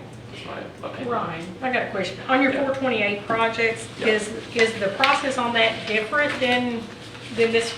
This here? process is the exact same. The only difference is, as I mentioned, is that when you're doing the reimbursement side of things, you might be sharing money between two different projects. So you would have to go in and say, On project A, we had an overrun, and B, we had an underrun, and that's Okay. why we're asking for more on A versus B. Okay, but the money's not, we don't, still on these 428 projects, we don't have that money in the bank that's being shared against across Correct. projects. We still have to get We reimbursed still have for to it. do the Yeah, reimbursement. yeah. Okay, so It's just a that was- matter of like when you're doing what we call financial reconciliation on it at the FDEM level. I say we, sorry, I should say when FDEM, sometimes I do work for FDEM. When we're doing when FDEM's doing reconciliation, they just have to know which project that funding is ultimately going towards, again, within the 428 realm. How many 428s have we had, do you know? We have, I want to say, I think it's around 10 428s. Again, total projects that we have are probably around 50. So it's a smaller percentage of our total projects, but we do have some that we're sharing. Okay, so this would be similar to the one on Florida? The pipe going in, is that a 428 project? Florida, was- oh, the stormwater project? No, that is not a 428 project. Okay. That is a standard project. The Marina was a 428 project, Canal Parkway Bridge was a 428 project, the Welcome Center, Sidewalks project, the Roads project. I'm not gonna be able to name them all. That's okay. But yeah, those are all 428 projects. Okay, so, because on the contract for that Florida Avenue, or the Florida pipe going in, it says 48 inch, and they had to go down to 36, because when they dug it up, they seen the 36 inch. Yeah. Yeah, so even though the contract said one number, we don't have to worry about that number, because we'll just use what the receipts we get from that project, Yeah, right? and that, for example, change wasn't cost sharing between projects. It was just the pipe underground wasn't what we thought it was But- going to be, and they amended Right. it. But That's a very- our obligation to that was more. That's a because really it's gonna complex be a project. complex- You picked a great little exceptional one, but basically what happened on that project, going back to the very beginning, is that because a lot of the stormwater infrastructure is located underground, when FEMA came out to do a site inspection, they couldn't see all the damage that had occurred. And they acknowledged that they could not see all the damage that had occurred. So they said, well, the only way that we're gonna be able to identify all the damages, which is how you build a project out, is by doing video inspection underground. And they knew that we needed to get started on some of the stormwater work immediately. And so they said, obviously, as I've said several times here, you guys can't be paid for anything until we obligate a project. So what we're gonna do is we're gonna obligate a project for what we know has been damaged. We're also gonna obligate funding for you to do the video inspection and write into the scope of work that there is going to be additional damage that we're gonna identify after we do the video inspection. When you have identified it, City of Mexico Beach, send a project amendment back to us, and then we will rewrite the scope of that project and obligate you more money on that project. So, again, I'm trying to keep it really high level for you guys, but there are things that can happen along the way where, you know, FDEM or FEMA are working with us to try to say, like, our system, our process is not perfect for you guys recovering quickly.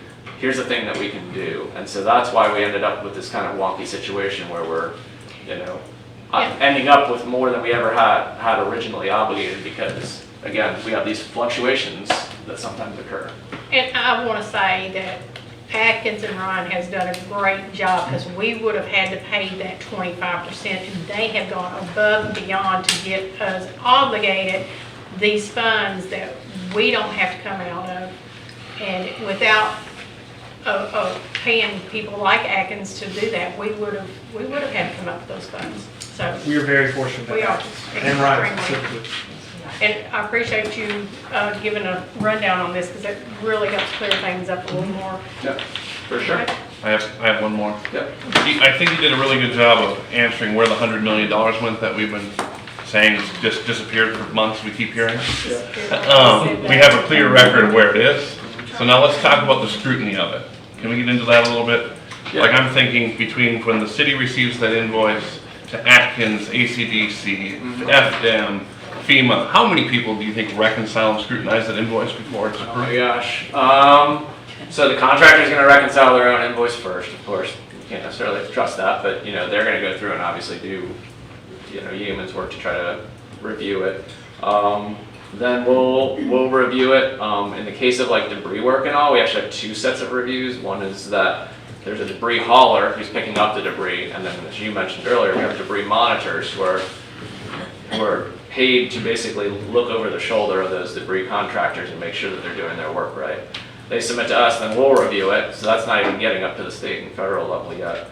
But then, once we get to the state level, they'll have what they'll normally call like a junior level reviewer who will go through and do like a first pass. Then they'll have somebody come in who's more senior level, do a QC on that, and then once we get to close out, you'll have the same thing, a FEMA reviewer who's more junior level and a FEMA level QCer. So yeah, probably 5 or 6 people. Before it comes back to get paid, and then it goes up and does it again? Yeah, before it comes back to get paid. It doesn't, what do you mean, do it? Well, because you guys approve it to, yes, you can pay this bill. Oh, I see what you're saying. I see. And then it goes back up again, and then it ends with a single audit, the audit time of federal funds. Yeah, So and then you've got the audit on top of it. it's probably 20 to 30 people see every invoice.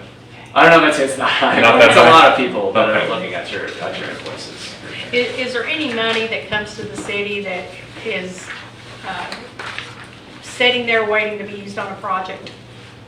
No, I mean, that's the whole thing of the reimbursement side of things, right? Is that, Sitting in the there's sky. money, there's money obligated that Yes. is allocated to you guys to use, but until you actually use it, then, So what we have in the bank, how did our funds get to that point that we could use those funds to pay to get reimbursed? Was it just that cycling of funds? yeah. And again, as Yes. Adrian mentioned, you've got a small chunk that the state gives you up front just to try to get you going so that you can kind of take care of all those. We got a little lucky early on that we had a brand new governor that wasn't quite sure how it worked and overpromised some things at a press conference on like day 5.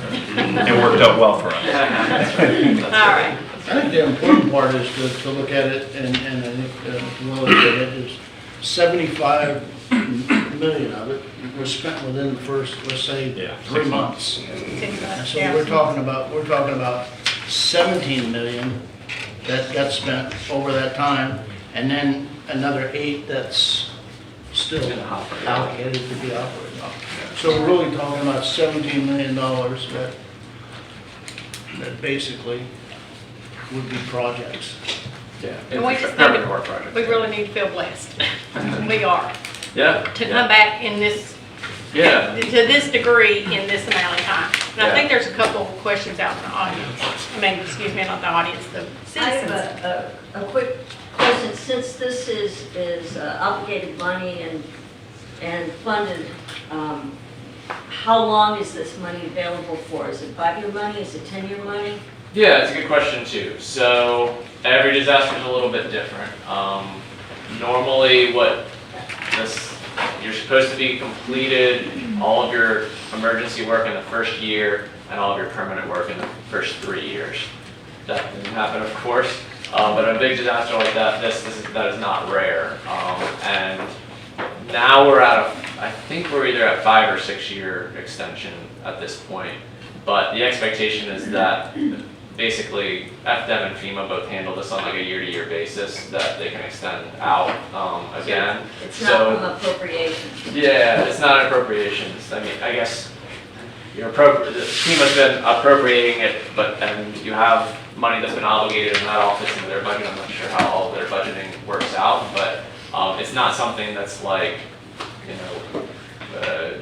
use it or lose it per se. You do have an eventual time frame on it, but as I mentioned with Katrina, which is a storm of similar magnitude, they're at year 18 and they're still doing work. So. And just one more quick question. The federal emergency funding that we didn't get until 286 days after the disaster, how does that money affect this money? I'm not sure. When the cost share changed. Yes. Oh, you're talking about the cost share change? Oh, so when we got the full. No, I'm not talking about cost share. That wasn't that? I'm talking about federal emergency funds that came from the president, and we didn't get them until 286 days after the hurricane. I guess. Does the federal, let me put it this way, does Yeah. the federal emergency funding affect this funding? So my guess is probably not. There's lots of money that comes out. I'm not when you're saying federal emergency funding, I don't know of like a federal emergency fund per se. I mainly work in this public assistance program. So it's very possible there's other funding that came through and came in then, but I would say no, this is unimpacted because I don't know of anything that. So they're two impacted. separate pots of money. Very likely, yeah. I don't know that one off the top of my head, but I don't think that it fits into this. Yeah. What is that pot of, I'm not sure either, that's what I'm saying, but I know what is impacted by this, and I guess I would say there's no impact that I'm aware of. Do you know of an article or something that says that we got these funds? It went to it came down from the president. And we didn't get them for, I think it was the emergency declaration, but it was for private sector, not for government. I guess we could speculate all day, but if you have more. We can look into it. yeah, I'm curious No, too. it wasn't private sector because when they had the hurricane in Fort Myers, they were funded with them in 2 weeks and with emergency funds, and we didn't get anything for quite some time. We can look into it, for sure. There was another emergency right after Hurricane Michael, and I know what the lady's talking about. And that's something that slowed our funding down way that I can't remember what the disaster was. I don't remember, it was right after, and that's the reason why we was counting the days to get this funding, and it finally came, and you're right. Big fire in California. It was something, it wiped Yeah, out. it was the wall. Yeah. Well, it was something, It was I the can't remember, Mexican but it did hold back our Texas funding. wall. Well, the California wildfires Yeah. trumped out hurricane, or it used to go for sure. That's something, it was something. Yeah, that could be. Sometimes they do run into so much disaster out there that, yeah, I guess it, but I don't know. It hasn't affected it in that now we're very slowly getting it. Okay, I was just wondering. Yep. Okay. Oh, there's one more back there. Do you have an estimated completion date for the pier? I know, yes. I don't, because because of the fights we're having with FEMA about it and the scope, and all the environmental stuff that's going on. I guess I say fights, but it's really the other agencies that are saying, hey, you've got to change the way you design it. I don't have a good estimate on it at this point. I'm sorry, what did you say? We have to have a different way to design it? Yeah, just in terms of like, I've mentioned this before, I think, way back in the day, but like, one of the things that when this went to other agency review, the original design had bathrooms located up on Right, top, okay, and they I'm said, you talking can't about do that, you gotta go start back at your design phase Okay. and redesign it that way, Alright. so. So, I mean, Where are 5, 10, 15 years, Right. what are you talking? Oh, I don't think it'll, 10, 15 is probably too far. but- So I think if we're being a very optimistic person, I'd say maybe, possibly the end of '24. If we're being more Are realistic, you probably sure 25 to start. Yeah. To start. Start. Not to Yeah, finish. yeah, yeah. But it'll be a very fun activity to watch. So Hey, sure. you'll being able to see the progress If we're will make it a lot better than the last time. We're still alive. But I think a more realistic approach is starting construction in '25. Yeah. If all goes well through our current reviews, Yeah. which you don't know. Understand. At least we're moving. But not like 15. No, I wouldn't think 15. I don't think we're on that Katrina level path. Okay. Is it because of the new codes that they changed everything where, like the bathrooms? Because I remember reading that. I saw an article and a picture where the original pier, which was very interesting, had a restaurant, a nightclub, 4 motel rooms. I mean, it had bathrooms. So is it the new codes probably? There are new codes and stuff And that we that's have to made come it up with, and that's one. difficult to. That's one level thing, again, I didn't want to get into because it's really getting into the weeds, but, you know, anytime you're rebuilding, you have to, FEMA's gonna give you what it takes from what was damaged to rebuild, but then they're also gonna say you also have to comply with codes, so we have these two things. over the ladders of the turtles. What, I'm sorry? Lights for the turtles too. Yeah, that was in there for Yeah. sure, that's a big thing that. So that's all changed then. Yeah. Okay, Sorry, that took a while. very good, thank you. All right, next on our agenda is charter review applicants. Michael? Alrighty, at the request of the Charter Review Committee, the council decided to take applications for an alternate member. We have received 3 of those applications, which are in your packet. The alternate, I believe, will serve a very important role. We have a very quick timeline on getting this work done. So if there's an occasional absence, or even someone decides to not be or can't participate in the process, they'll be able to fill right in and help us with that gap. So you have those 3 applications. My only recommendation is that you appoint one of the 3, but I don't have a recommendation on who. Okay. Open and public public discussion. Yes, sir, come on. Step up. Step up front.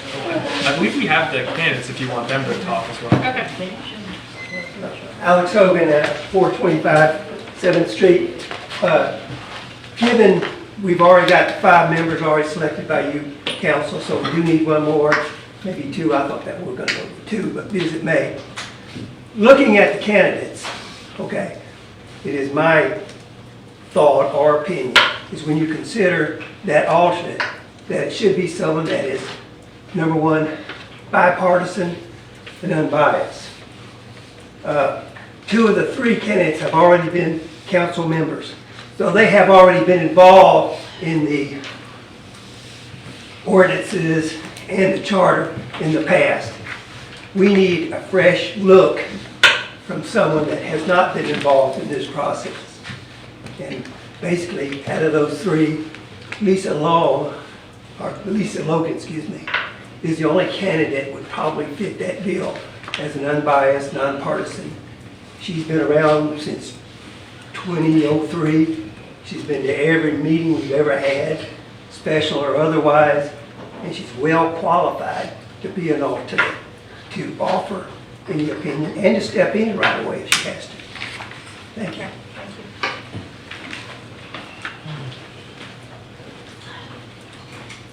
Anyone else? Okay. Did the candidates want to speak? Okay. Well, I'll close public comments and we'll go to the discussion at the table. I agree with Alex on Lisa. She's very qualified. She's very devoted. She comes to all the meetings and has been coming for like 20 years. She keeps great documentation. She knows the charter, probably like she knows the back of her hand. She can quote just about anything from that charter. So she certainly would be one that would know of significant changes that might need to be made. Okay. Jerry? Well, I knew all 3 of them, but my pick would be Bobby. Okay. Pollock. Bobby Pollock. Got it. Okay. If my original pick had said no, my secondary pick was going to be Lisa, so I would pick Lisa. My pick would be Bobby Pollock. He's been around for 8 years. I mean, he's been in council. He's been a pro temp mayor. I think he's very capable of doing and having an opinion on the charter. May I ask, you said a first pick and... Well, when I picked somebody for the original, Oh, okay, she was my gotcha. second pick if my original pick said no. Gotcha, So. okay. I just wanted to make clarification there. Okay. So we got 2 for Lisa. No, 2 for Bobby. 2 for Lisa. If I might Yes, sir. formally motion and vote. Okay, well, let's just, Yeah. let's get to the forward motion. So does anyone want to make a motion to choose one of these? Sure, I make a motion to pick Bobby Pollock to be on the charter. I second. All right, call the roll. Mayor Miller, No. Mr. Smith, Yes. Ms. Hamilton, No. Mr. Welly, No. Mr. Wolf. Yes. Okay. So this motion failed. I'd make a motion to appoint Lisa Logan as the alternate. I'll second that motion. Tammy, call the roll. Ms. Miller? Mayor Yes. Miller? Mr. Smith? Yes. Ms. Hamilton? Yes. Mr. Welly? Yes. Mr. Wolf? Yes. Thank you. All right, next on our, congratulations. And we have a meeting on Thursday. So. Yeah, congratulations, Lisa. Please be at the meeting on Thursday. Okay. So, all right, let's move on to our agenda, please. The next is our bypass pump bid acceptance. Michael? Great, thank you, Mayor. So staff is seeking authorization from the City Council to accept Hydra Services Inc.'s bid of $229,955.14 for 3 bypass pumps. This is a project that we have bid twice. The first time we received 2 bids. They were obscenely high. We rebid. We received only 1 bid that time, the $229,000. We checked in with the state on that to ensure that the 1 bid would be acceptable to their process. They informed us that it would be fine. On this one, because it is a hazard mitigation project, we are required to have a 25% grant match, so different than the presentation we just heard.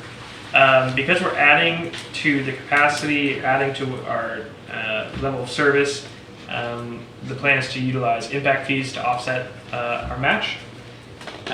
With that, if you have questions on like the specific use of the pumps, I would ask Mr. Glenn Davis to speak to that. If you have any specific ones, if you have questions about the procedure of the purchase, then I can handle those.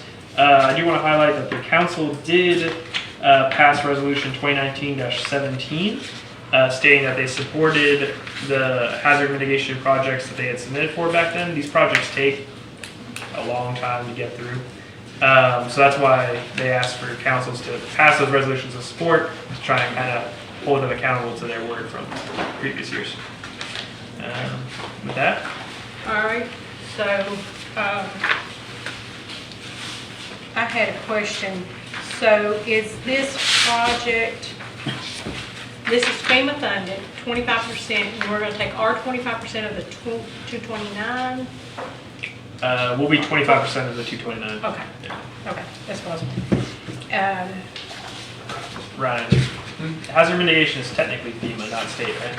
It is. Yeah. Okay. So It's a different program within, you know. Okay. So our cost is 57,488.79. 25%. That's not 25%. It's total. Okay.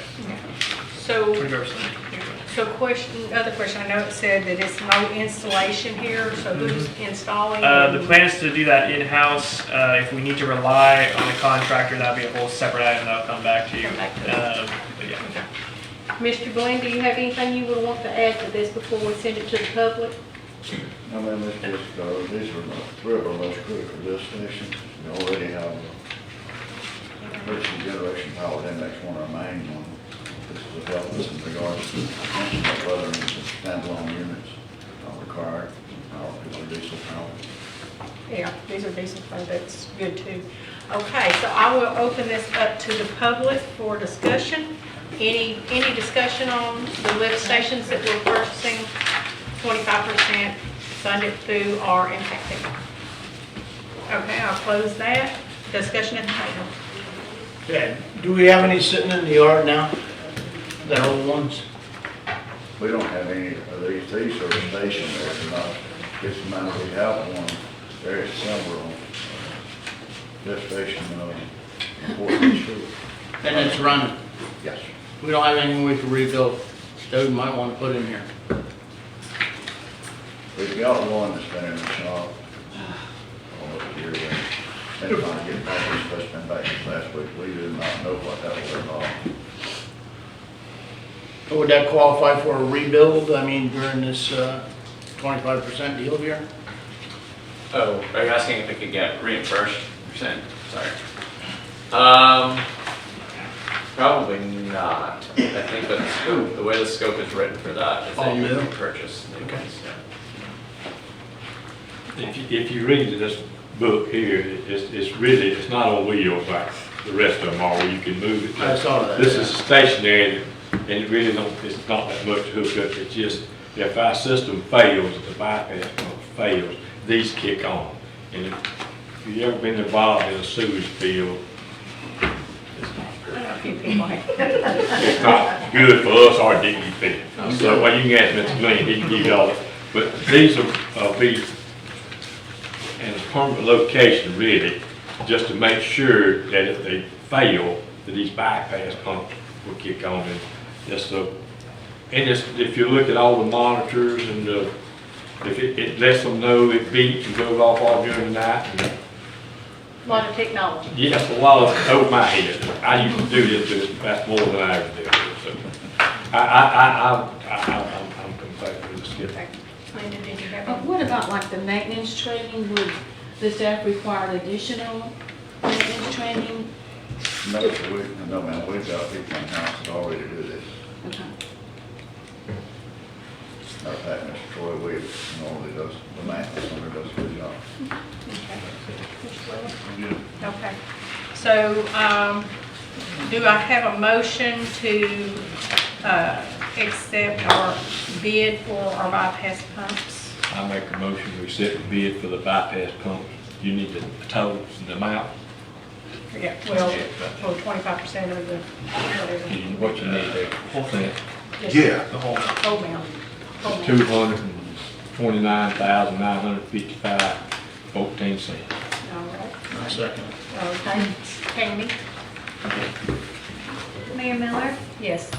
Mr. Smith, Yes. Ms. Hamilton. Yes. Mr. Welly, Yes. Mr. Wolf. Yes. Real quick, Clint, I got a question. Okay, So, that's okay. should have cut probably in the motion. Do we formally need? We need them to accept the contract. Yeah, accept the contract and issue the notice. But there's a couple things I want to say about the contract in reviewing it. I know from doing numerous ones on Port St. Joe, and I don't remember these, they're just like boilerplate FEMA things that you need to put on the contract. Correct me if I'm wrong, Ryan, but there's about 4 or 5 things that you need to put in a FEMA contract. So if you do that much, and they're just boilerplate things, there's not any substance to this. You just need to make that caveat that I need to add those in there. So it's appropriate to make a motion to approve the contract and notice to proceed contingent on the placement of the boilerplate FEMA requirements. Correct. Okay, Got it. so that was a motion, right? Okay, who wants to second that I'll one? second that motion. Okay, Tammy? Mayor Miller, Yes. Mr. Smith. Yes. Ms. Hamilton. Yes. Mr. Welly. Yes. Mr. Wolf. Yes. Thank you. Stuff All right. like equal employment, stuff like that. Yes. Okay, so we'll move to our next agenda item, which is our budget process update from Mr. Manning. Sure, yeah. So I put this on there knowing that we had the meeting in the morning, just to do a quick overview. I'll take the direction that you guys provided this morning and incorporate that into the next copy. In terms of our calendar, I believe our next current options are that September 7th and September 21st that I had mentioned this morning in terms of the true budget hearings. Now, if y'all want to meet again before that, more than happy to. But I think between the direction you provided this morning, I think we're pretty much there. If you want to do another 30-minute or so meeting to just review those changes the next few weeks, absolutely. If not, we can take it for the September 7th item. September 7th would be good for me. But didn't we sort of narrow it down to Don't we one? have a couple other things we need to talk about, or I don't believe so. those changes, the three, the, I'll incorporate all this in. okay, we don't Based on need the to, direction that I got this morning. okay, do we need to meet before then, or If y'all want to, absolutely. it's, y'all want to see that? Or what's the 7th? Because we got to the end of the September. Yeah, it'll be the first tentative public hearing, and then you can still make changes between that and the 21st. Okay, so we want to hit September 7th, and then the 21st is our last day, right? I don't know. Yeah, well, it should be technically, you could schedule another meeting if we needed to, if we're not ready. But you need to pass before that in September, ideally. What about, That 21st is going to be the final hearing to certify, right? It's the plan. So we shouldn't do that. what was our Yeah. millage? Where were we approving the millage? That's the 21st. Is The 21st, okay. 5-0. Wrong And do phone. you need an official motion to set the tentative millage or not? What I was informed was that just the consensus was enough. That there was clear consensus. Didn't that set it? 5.99. Not- I think you do need a motion, I just, We can do one. I You can play just, I second. just went through this, I would formally put it, last Tuesday. Okay, what do you asking? You need to make a motion to set the tentative millage. Which I can do right now. Yes. Yeah. yeah, the At the tentative. 5.99. Tentative, oh, okay, Yeah. got you. Just got that you. your ceiling that you Okay, can't exceed. that are ceiling that we can't Can't go up, can't go down. Right, Okay, he's gonna build it based on our conversation this morning at correct. 575. Yeah, we're gonna try and come down. Yeah, well, that gives us, just so you'll know, we can't go above it if we motion it in, but we can't go below it, okay?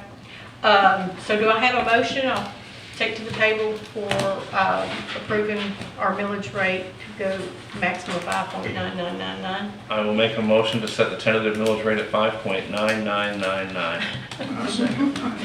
Kevin? Mayor Miller, Yes. Mr. Smith, Yes. Ms. Hamilton. Yes. Mr. Welly. Yes. Mr. Wolf. Yes. A lot of nines. That is a lot of nights. Okay, so we are going to put on the calendar a tentative date of the 7th, 6 p.m. 6 p.m. Okay.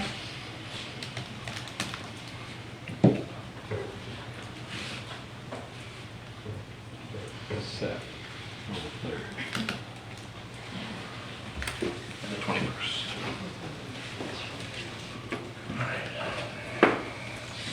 All right, that's all I got on that.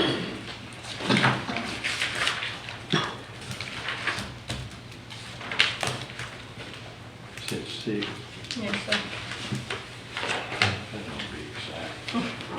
And then the 21st also, right? And the 21st is 6. And that should be the final adoption. That should be final. Very good. Okay. Thank you. So as we move on, we're going to listen to some staff reports. We'll start with the city administrator. Thank you. I'll be real brief. I do want to remind everyone that the Mexico Beach Artificial Reef Association 27th Annual Kingfish Tournament is on Saturday, July 29th. And then kind of going along with that, staff installed a really high quality sign down there by the Fish Cleaning Station. It looks fantastic. So definitely be sure to check that out and check out the event. It should be a great time. We'll bring back those items that we discussed this evening in terms of Dr. May's letter of support.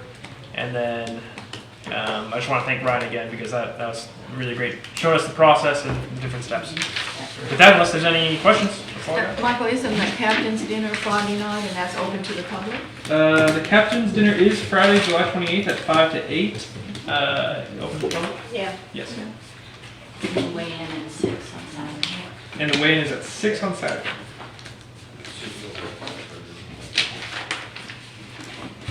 And we'll post that on our web page. Yeah, Julie, will you post information on the Facebook page and everything about it? Or share it? Yeah. Yeah. Okay. Absolutely.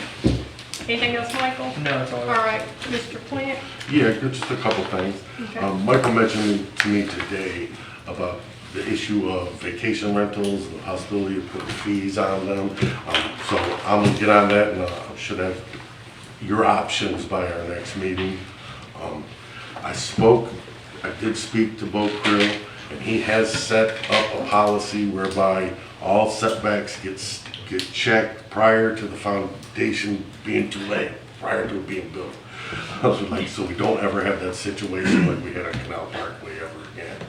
And with regards to the Canal Parkway, the plat issue with that, I still have a few things to do to just make sure, a couple I's to cross, T's to cross, I's to dot, but by the next meeting, I'll also have that issue resolved as well. Okay. If I could add on to the process will only be as good as long as the contractor follows it. At the end of the day, if they get like their building permit and they go out there and they do work beyond what they're supposed to, that's where we get opened up to issues. Oh, and that's a good time to add on that we'll be bringing the variance process to the August 7th P&Z meeting, and then it's also tentatively planned for the August 8th City Council meeting. So then we'll have the variance process redefined and established in there. You'll have a mechanism to reject ones that truly are wrong on their account. It'd be kind of back to where it was before it got inadvertently left out. Like whether we can do that just by like a scrivener's error, or whether we just have to do a new ordinance and put it back in there. We'll have it outlined. The builder has a significant responsibility for that. Yes. Mainly it's the hardship, you gotta show the hardship, it can't just be, it just can't be economical. No. It's gonna cost you a lot of money. Yeah, no. I agree. Okay, anything else? Okay, all right, how about council? We'll start the right and work. I have nothing else. You always talk to me and you don't do that. What was Why that? they always talk with me and you? I can't just talk on that side. What do you like? What you I like the think? way the pop runs. Oh, okay. I just want to say thank y'all, all the council, I think we've done good. Get through what we get through, it's a good job, and I'm glad to see everybody here, I think. Me too. Thank you. Mr. Will, you got See anything? everybody this weekend that goes to the NBA area fishing tournament. I like it. Yeah. These people. Mr. City administrator applications, we got like 13. Next steps, wait till what date? Yep. Yeah, what date? You know, I think we got 13. I think if they slow down, we might want to just go on and start looking and going on. Would this be a process, and I've been thinking about this, would this be a good process for us to like have the conference room one day, have the applications in there, let one, or over several days or whatever, let everybody go in there and look at them, pick out who they want. Well, we all got copies of them. Yeah, we got copies of them.